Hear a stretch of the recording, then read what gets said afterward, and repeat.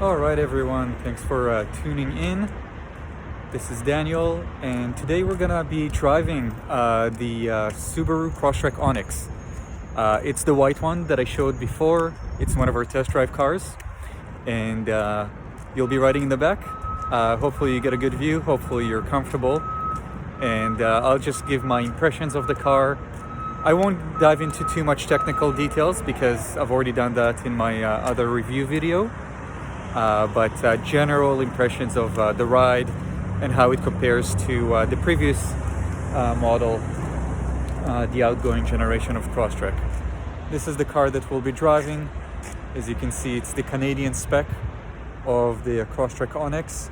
It's got these yellow fog lights with the bezels right here, the yellow bezels. And the Canadian model, as you can see, doesn't have the yellow stripes right here. Which from what I'm gathering, people like better. It's a cleaner look. One comment that lots of people are saying is that they don't like this black, crystal black silica colored body panel in the back. I think it looks cool. I think it's nice and different. If you really don't like it, you can always go for the black on black, or you could actually get it wrapped or repainted. It doesn't cost that much to repaint. Just as a bit of a tip for anyone that's really bothered by it, maybe $500, something like that, to repaint a panel like that. That way you don't have to go for a color that you don't like or a trim level that you don't like. Anyhow, let's get into the car and get my impressions of it. Let me unlock it here, and I'll be a gentleman here and let you into the back seat. There you go. So it turns out that my mount won't fit in the back seat, so you guys are lucky, and you're actually here in the front seat. And let's go ahead and get the car started. I'm just adjusting everything here for myself. Seat belt on, foot on the brake, and starting the car. Has accomplished more than the others for all accomplishing such amazing things for their community. So first, right away, some of my impressions would be that the car feels a bit more premium than the outgoing one. It somehow feels like the seat is more comfortable. It is a slightly larger seat. It's also got 10-way positioning instead of the 6-way that it had before. I am now adjusting the lumbar support, which we didn't have before. So all of that is really nice. You can clearly tell we have the large screen in here, so that's really awesome. Overall, just feels like an upgrade. The dimension of the car is the same as before, and the engine size is the same as what we had in the Onyx. So let's see how it compares and how it drives. We also have the digital handbrake. I don't think you can tell. It's right here. It's right at the bottom right here. A digital handbrake instead of the regular handbrake. We also, right here below the screen, we have the wireless charger. This is optional in lower trim levels, if you're wondering. And let's go for a drive. So I'm putting it into drive, and let's get going.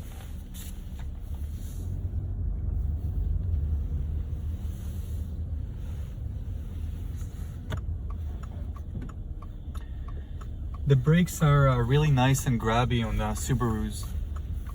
If you've never test driven a newer Subaru, especially a Crosstrek, it is kind of a pleasure, actually. The brakes are very responsive, the engine is very responsive. One thing that I think I can tell right away is better insulation. The car doesn't let out as much noise from outside, so it feels better insulated. I believe that is a part of the specifications. There's better insulation in the car. Now, the 2-liter engines will not have the same level of insulation. In the 2.5 liter, so the Onyx and the Limited, Subaru increased the insulation by putting extra insulative layers underneath the hood, as well as I believe inside the firewall and the fenders, the front fenders. So you're feeling a bit more insulated, less road noise, less noise from the outside. So again, feels a bit more premium. And the suspension has been revised. The suspension feels softer, which was a bit of a complaint with the previous generation of Crosstreks. The suspension used to be a little on the stiffer side, especially for an SUV, and now it's a bit softer, more representative of what people actually want. We are driving on a very rough road, actually. I don't know if it translates in the camera, but we're getting into a section that's even bumpier here, and the car really soaks up the bumps very, very well.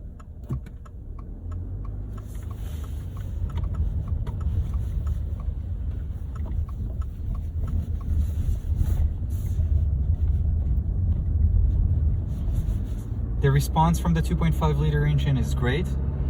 I'm gonna give it a go here, gonna give it a bit more juice.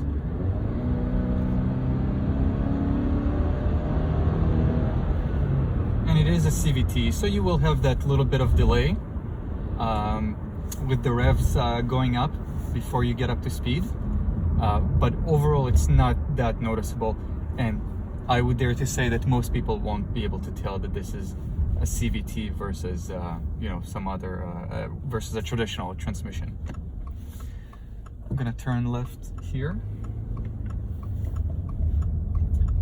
The car is really a pleasure to drive. I mean, it feels like, probably what a luxury car felt like 10 years ago or so. Suspension is great. I feel like I can hop a curb, I can go over rougher terrain, and it's really not a problem.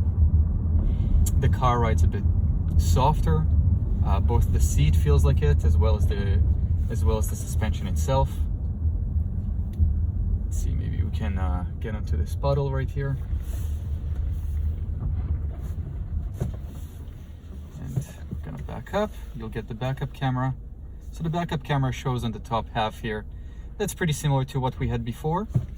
But now we have this larger screen in all of the trim levels other than the base model, other than the convenience trim level, which is really nice. So as opposed to the previous generation, at the lower trim levels, you used to get a very small screen. So this is definitely an upgrade.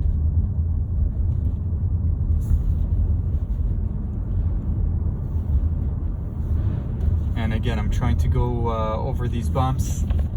Some really gnarly ones here. I don't know if you can tell, there's like a 3-inch divot.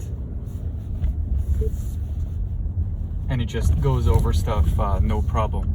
This car, I can already tell, would do extremely well in rough terrain, forestry roads, camping grounds, stuff like that. And of course, with the full-time all-wheel drive from Subaru, snow and so on will just not be an issue for this car. We do also have X mode. We can engage X mode right here on the top screen. We can put it into snow and dirt mode or deep snow and mud to give you even better traction if you need it. You probably won't need it because it's a Subaru, but in case you do, it's right there for you. Now I'm gonna give it some gas again. We're at 40 kilometers an hour. That's about 25 miles an hour or so, and I'm giving it full throttle right here, or almost full throttle. And the acceleration is very, very good. And you know what? From a dig, from zero, the car actually accelerates very well. Almost to the level that you would expect from our sportier cars, like a WRX. Now, we won't be able to continue catching up to it at higher speeds, but from 0 kilometers an hour, you get quite good acceleration. Now, who needs, or who do I think would want this 2.5 liter engine? Personally, I drove the 2 liter and the 2.5. I like the 2 liter a lot. You do get slightly better fuel economy, not by much, but slightly, couple of percentage points. And in the city, there's really not much of a difference. And in fact, the 2 liter is a little quieter, a little smoother. And so I like the 2 liter as well. I think the 2.5 would benefit you most if you are really loading up the car with a lot of people, or if you're cruising on the highway a lot and want to make those passes at you know, 100 kilometers an hour, 60, 70 miles an hour, something like that. If you're trying to pass, that's where this 2.5 liter engine would do really well. I'm gonna go back to the dealership, back to the store here, and I'll go down closer to 0 kilometers an hour, and let's see a little 0 to 60 or something close to it. So I'm gonna give it some gas, and there we are. You can hear that CVT trying to catch up.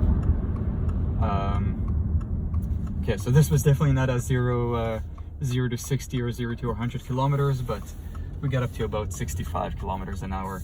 Overall, very satisfactory acceleration.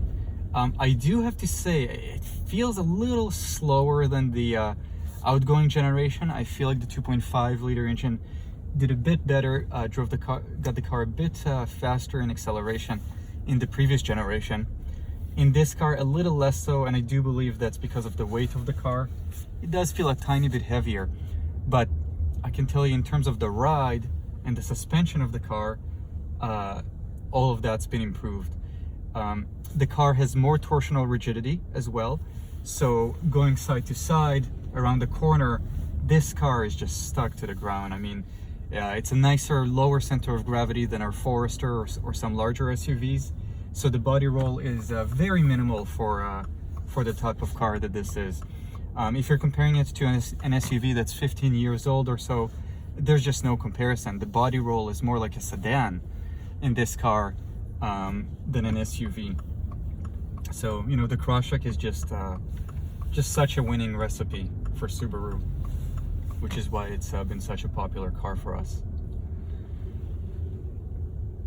So that's about it. Please let me know if there's something that you want me to try or show. I didn't have too much time today, but let me know if you guys would like me to show anything specific, like the cruise controls, the adaptive cruise controls, some of the eyesight features. I think you guys can see the screen. I'm pretty sure you can. So you can see the backup camera here. As I turn the steering wheel, you'll see these guidelines showing me where I'm going, the predicted path of the car. And as I get closer to the vehicle behind us, you'll also see the reverse sensors turn on. So there they are. You guys can see it, but it also shows on the dash in another screen. So that's another innovation for this new generation. And if I was about to back up into something, the car will actually grab the brakes automatically. That's your reverse automatic brake right here. So that's a nice new feature, which we didn't have before. We didn't have this on the outdoor trim level. I think it was maybe always called the Onyx in the US. So we didn't have the backup sensors. Now we do. We also have the sunroof here. You guys can see it, but we have a nice sunroof. And so that's it. Really just a pleasure to drive. Everything about the driving experience, maybe other than the acceleration, is an improvement over the previous model year. It's a little softer riding, feels more luxurious, better insulated from the outside environment, and the body roll has been minimized. The car feels even better put together, which is great. You know, the Japanese just make such a great vehicle. The manufacturing in Japan, as well as the engineering, I will credit both departments. They just did such a good job, which is to be expected. It is what we expect from Subaru, and they've really delivered. Hope you guys enjoy this review, short review, but let me know if there's anything particular that you want me to go over. Otherwise, it's fairly similar to the outgoing Crosstrek, just slight bit of improvement on every aspect of the car, I would say, including the exterior and the interior, in my opinion. That's a little bit subjective, but that's my opinion.